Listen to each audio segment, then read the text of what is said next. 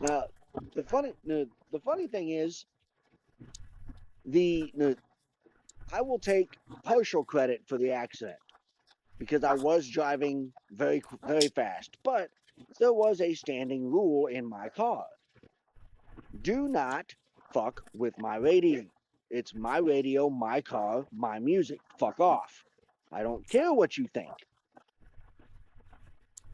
My cousin sitting in the passenger seat, we're driving down a freaking back road in the middle of fucking nowhere doing 85 miles an hour, decides to reach over and start flipping through radio stations. I smack her hand, look at her, and you need to leave that shit alone. And I look back up, and as I look back up at the road, I am literally skirting the grass on the edge of the ditch. And unfortunately, it had just rained not too long before this. So when I went to try and pull myself out of the ditch, instead I slid into the ditch. And yeah, hit the end of that ditch doing well. I know when I entered the ditch, I was doing about 85, and my brakes would not work once I got in the ditch. So yeah, smack, head into steering wheel, knee scalped. What? That. Funny thing is, I didn't know anything was wrong with me. I got my cousin out the passenger seat who had been knocked unconscious, pulled her out of the car, pulled her up to the side of the road, woke her up. She looks at me as she becomes conscious, looks at me and just immediately turns ghost white. I bet so.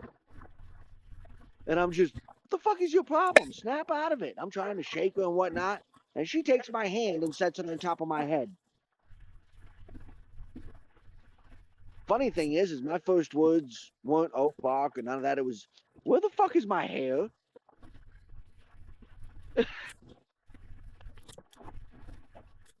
She just goes, bigger problems, honey. Bigger problems.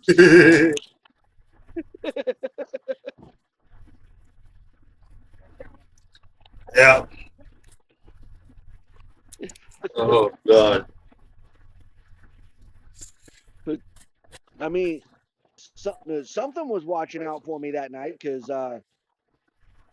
my neighbor from 3 doors down literally pulls up, and I'm 5 to 8 miles away from the house at this point.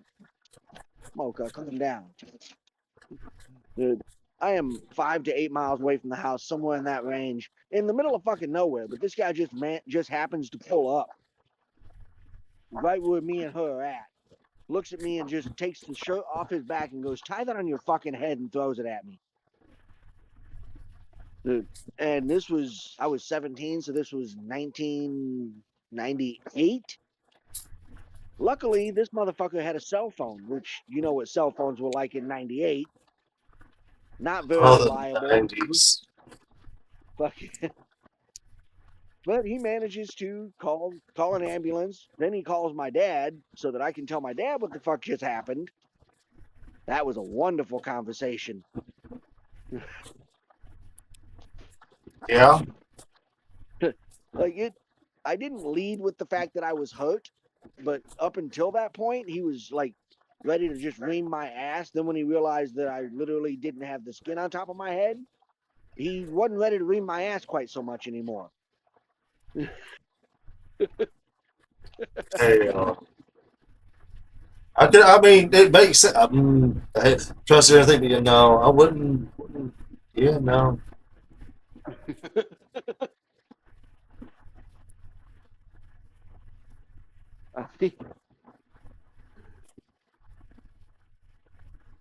I was all like I was all ready to be like what later turned into a meme. You call the parent and they're like, "Are you okay?" "Yes, I'm okay." "Now you little fucker!" Like, Yeah, yeah.